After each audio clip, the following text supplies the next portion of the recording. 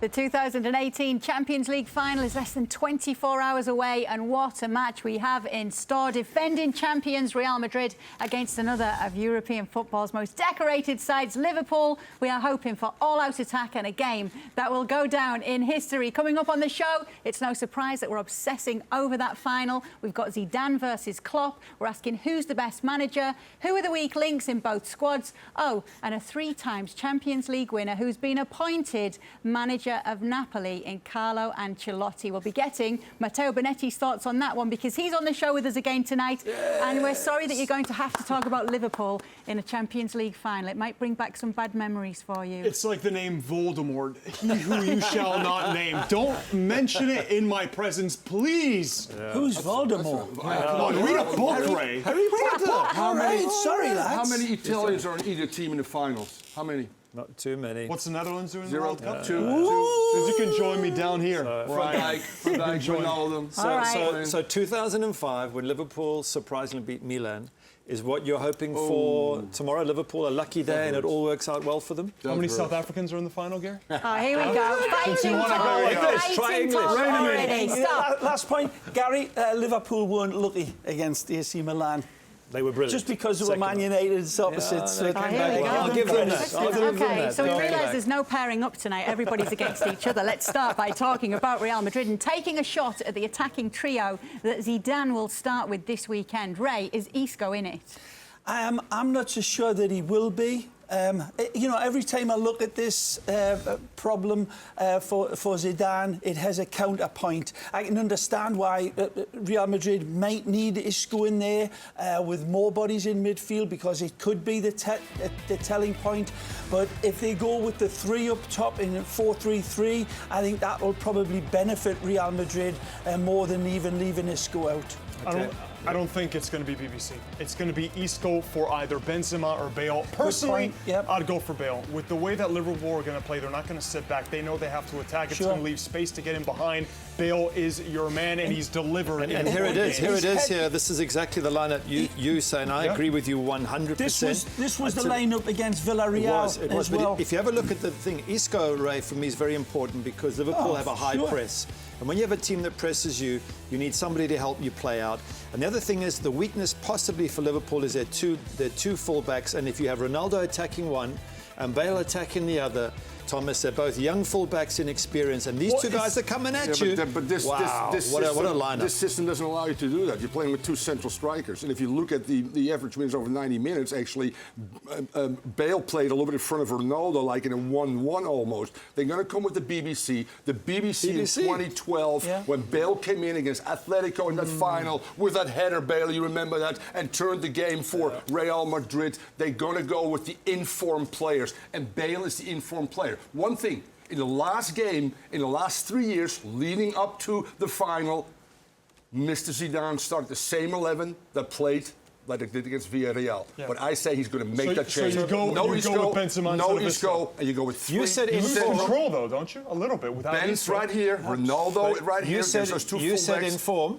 Benz isn't in form. He's not in form. I'd rather pick Isco way before I pick Benz. How many goals has Benz had? He's struggling. And I know that's not why he's in there. Way before. The main point then is substitutions, Rocky. Because Asensio, Isco and Vasquez have been difference makers coming off the bench. Benz is not good coming off the bench. And Zidane will make the difference there in game coaching. Okay. Is Liverpool starting 11 a given? No. Yes, I think so. I don't think there's any change from what they have been playing. It works for them. The 3 up front have been out of this world. Absolutely brilliant.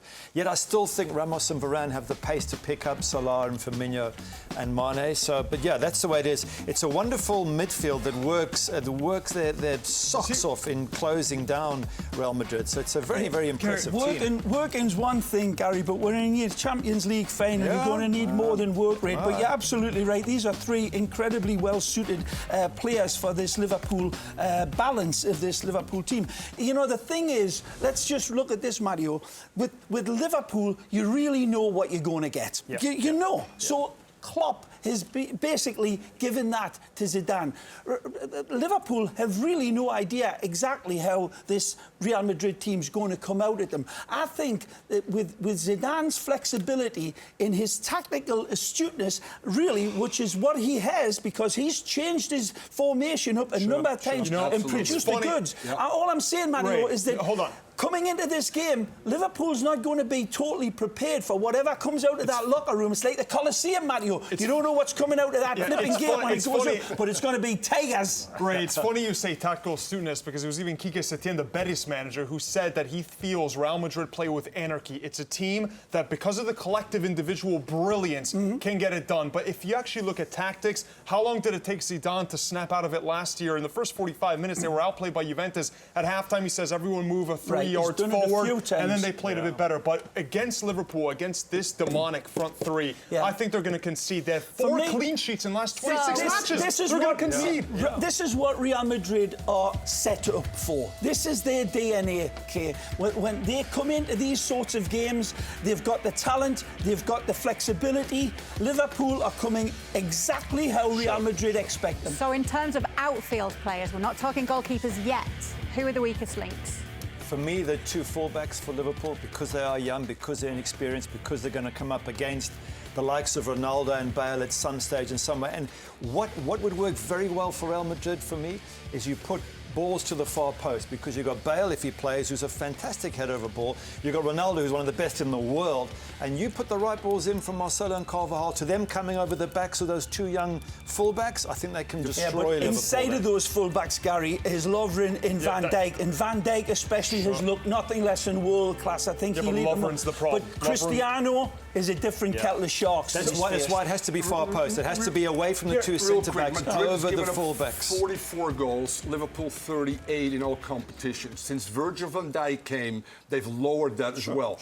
Under 1.9 in terms of saves made. Navas makes 3.6 a game, which means they give up a lot of chances. Rather than that, it's got to be one in the flanks. But you know what? This Trent Alexander kid, they said, oh my God, another big game against Leroy Sané against Manchester City. This kid shows he can play Ronaldo 1v1 up and cut off. You keep saying weakness because they're inexperienced, but Robertson and Alexander-Arnold have actually been breakouts. They're quick, which is going to be really important. I think Lovren, who's mistake-prone, I think the midfield 3, especially for Real Madrid, go with Isco, that midfield 3 is not going to have any control. Look at those 2 fullbacks, and in the EPL, they do not come up against Ronaldo. They don't. Maybe Man City... Ronaldo doesn't go at people. Ronaldo's going to be in the middle. He can do. When was the last time he took on someone and beat him with pace? If the manager says to you, these fullbacks are young kids, have a go at them. Those 2 can go. But Ronaldo doesn't go at fullbacks anymore. That's a fair point, but it's not that he can. They know that, and Cristiano knows that. It's the service behind into the spaces where Ronaldo is the world's best at anticipating that pass and getting into those areas. But I agree with Tom, that midfield for Liverpool, that for me is a bit of a weakness. Because regardless of which front 3 Zidane chooses, is Liverpool's trident more lethal than any of Madrid's combinations? I'm going to start with you, Gary, and ask you, Real Madrid's front 3 or Liverpool's? I'm going to go Real Madrid's front 3 against all the sort of comments that have been made in the press, etc., because Ronaldo is far better than any of the figures in UCL of Salah or Firmino or any others. Bale, if he plays on his day, can be world-class, and I think he's shown the last few matches he's scored some great goals. And Isco, if you push him up, he can be so creative. I mean, we've seen him score wonderful goals for Real Madrid and Spain, and I think they are 3 absolute top-class, world-class quality players, if that's the front 3 he chooses. So I'll go with Real Madrid. Will you back that up, Thomas? If it wasn't for Ronaldo, right now, we're always talking about Messi-dependent Barcelona. In the UCL, they've been Ronaldo-dependent. 15 goals. You know what's the next one next to him? 4 goals for Benz. Highest assist man is Carvajal as well. This team has got Firmino 10, Salah 10, Mane 9. And by the way, Firmino's got 8 assists as well. Milner has 8 assists out of midfield as the assist as well. All the best points front are right, 3. but the numbers don't do it justice. again, the numbers isn't what this team's about. That front three, like Thomas is saying, have not just putting up the stats, but it's their footballing ability between one another. They come at you flying, and they come at you with an IQ of knowing exactly where each other is. They're all on the same wavelength. It's fabulous, and as good as Cristiano is, and Benz has shown it, and Gareth of late, the front three of this Liverpool coming side from you. together. Coming from tremendous. you. It has to be Liverpool. Wow. They're complementary pieces. Yes, Ronaldo's the best player on the pitch. We all know that. But the way that Salah's played, he's a top 3 player right now worldwide. Should win the Ballon d'Or, by the way, if he's the one that produces a title for Liverpool. Who's been really, truly better than him over the last 12 months? I can't really think of many footballers. I think you have to put him right up there in form with the best that there is. I'm going to go for Liverpool as well on this occasion, only because it's not set as to who Real Madrid's front three will be, and we all know that it's set when it comes to Liverpool. Now, if you're watching in Canada, you can watch the Champions League final with us, and you'll get Phil Shane and Ray Hudson on the call for you. So make sure you tune in for that one. And we have the locker room awards coming back here. We'll be picking out and decorating the season's best, and we're putting the votes out to you, our lovely viewers. Voting is now open on Twitter. Follow us at beIN Sports USA. We'll release daily polls on different categories, and you can get involved. Still to come, we've discussed the outfield players. What about the pressure on the goalkeepers? Whose defence is more likely to be doomed, and whose midfield will bring the most magic? The conversation continues after the break.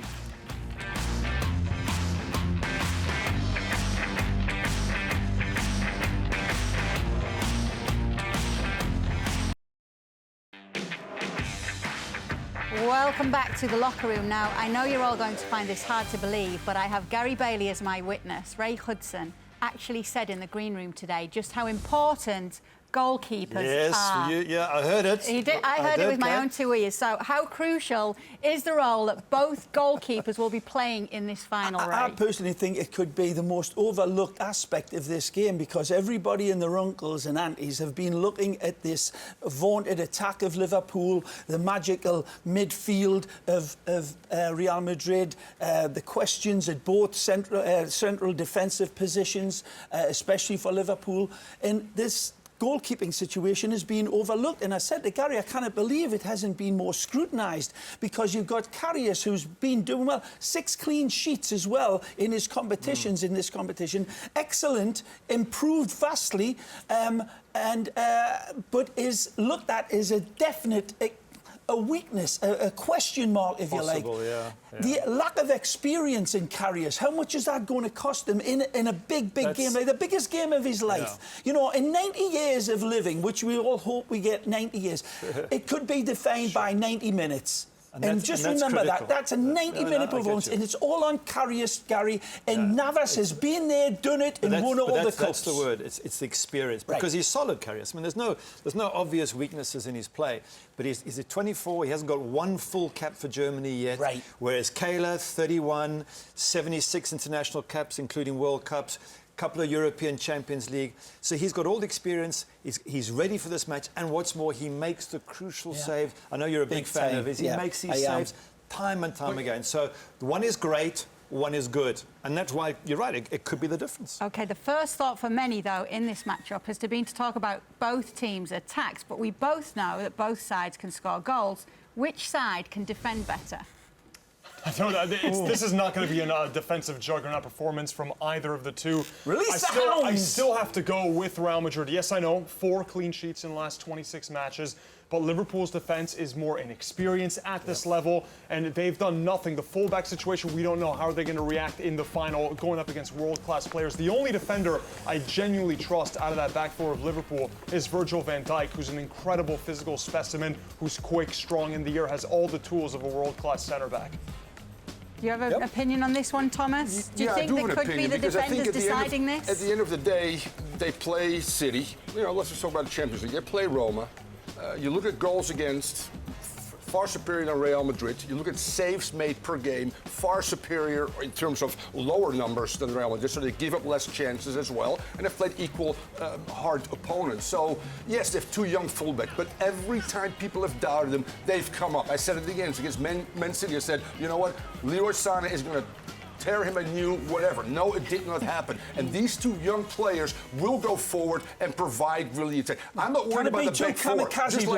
Just like Madrid, it's chaos. And that's what Klopp wants. He creates chaos. By the way, you talk about they've never seen Real Madrid. Real Madrid will never see a Liverpool team that scores goals like it's no tomorrow because of the blitzkrieg. They score. Come on. And Gary Bailey, they face Barcelona. They face PSG. Gary, it's tiki-taki. Liverpool straight down there. Milner, you know what? He's your assist guy. Absolutely. Right, it's the blitzkrieg. Milner, so let's talk about the middle of the park. Never seen this before. Can Liverpool match Real Madrid for intensity in the midfield? I think they'll match it every bit in the intensity department and in the focus department, but it's not that it's going to win this game. It's going to be the telling ball, the crucial coolness under pressure to pick the dagger ball. They're two different elements, this team. You look at this lineup, Henderson, Wijnaldum and Milner, up against Modric, Casemiro, Kroos and Isco. I mean, it's like that. But that doesn't matter. It goes out the window because of the combination of Liverpool's midfield, like Thomas says, protecting and getting enhanced by this forward line. It's basically only Salah that turns off whenever Liverpool sees possession. The other two are dropping back into five. And he's always done that because Salah said, even in the Italian media, he expends so much energy with his sprints. He's sprinting half the game. Every time there's a long ball, he's going to be sprinting. He's going to be finding so much room in behind Marcelo that he's going to be gassed. With Firmino and Mane, it's true what he said. It turns into a 4-5-1. We've seen at times with Salah just hovering, waiting for the long ball over the top. They don't hold a candle to this Real Madrid. Liverpool are impressive, no question, in the press, the way that the energy they have. But you look at Real Madrid, they have come up against PSG. They come up against Bayern Munich, and Juve. They've come up against Juve, and at each time they've been able to battle the midfield, deal with the press, deal with great players. I don't think Liverpool bothers them. As good as Liverpool are, I don't think there's anything that can scare Real Madrid. If Real Madrid turn up, Real Madrid win this match. That's fair points. And again, what I said before about, every point has a counterpoint. But just remember, when this Liverpool side played Manchester City, everybody in London said this is not going to be a contest. But it wasn't. Exactly, Thomas. Correct. It was a 2-off. In Manchester City, who was everybody's Liverpool, everybody's favourite to win the Champions League was Manchester City, they absolutely wiped them out 5-1. So Real Madrid know this. And they beat Porto, which wasn't a big deal. They beat Roma, which aren't one of the best teams. They nearly coughed it up, just like Real Madrid. We've got a big, crucial question right now. Which manager would you rather have heading up your team? Because there's still a sense that Zidane isn't universally revered as a manager. But would you guys pick him over Klopp? Listen, I would pick Klopp to manage my Newcastle United because of the type of man he is, the type of coach he is. With Zidane, there's not a man in the world that I would put in front of Zidane for Real Madrid. He operates with the Real Madrid soul. He operates with the Real Madrid knowledge. The players revere him like nobody else that they could bring in.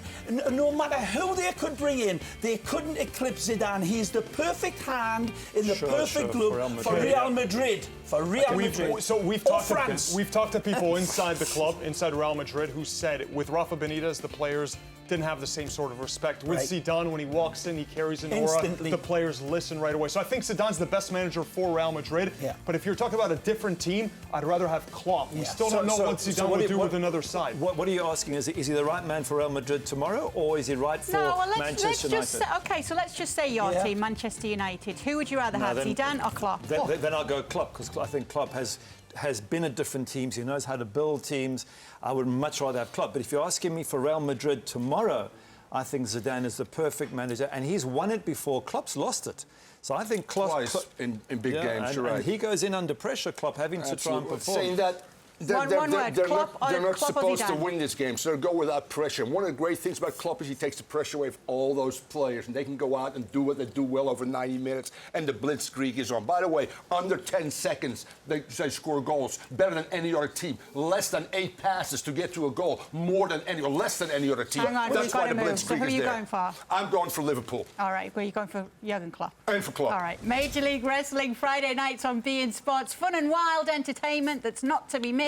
Just like the locker room, basically. Now, Carlo Ancelotti's going to be Napoli's new manager. We'll see what the panel think about that when we come back.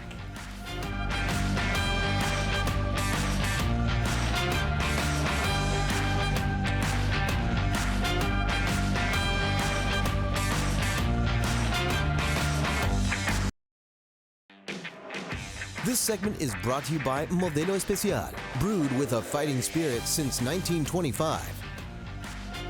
Our international connection is brought to you by Modelo Especial, and I'd hazard a guess that Napoli are going to be taking European competition a little more seriously next season now that Carlo Ancelotti has been appointed as their manager. But is he the right man for the job, Matteo? Oh, it's going to be great, but it also signals a difference in tactics for Napoli. No longer the gung-ho style of Maurizio Sarri. It's going to be more measured, and I think it's Sarri that ultimately hurt them in Europe. No tactical flexibility. So many times when he could have let off the gas pedal, he didn't. I remind you of that game against Real Madrid at the Bernabeu where they had the advantage and then got slaughtered because of his style. I think with Ancelotti, he attracts a lot of players.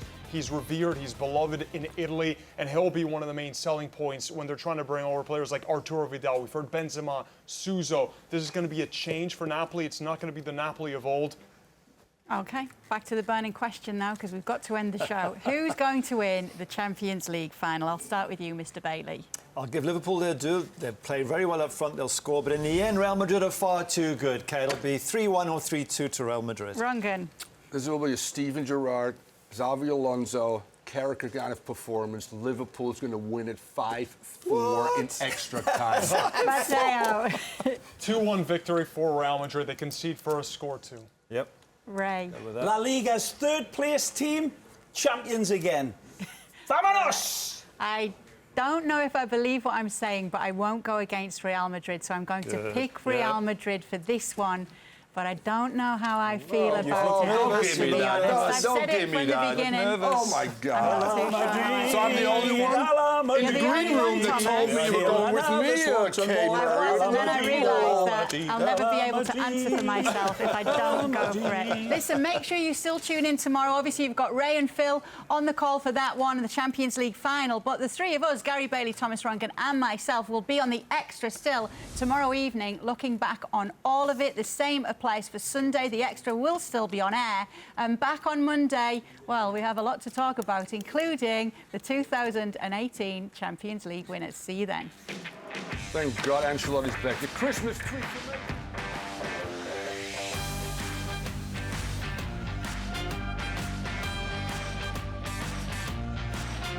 This segment was brought to you by Modelo Especial, brewed with a fighting spirit since 1925.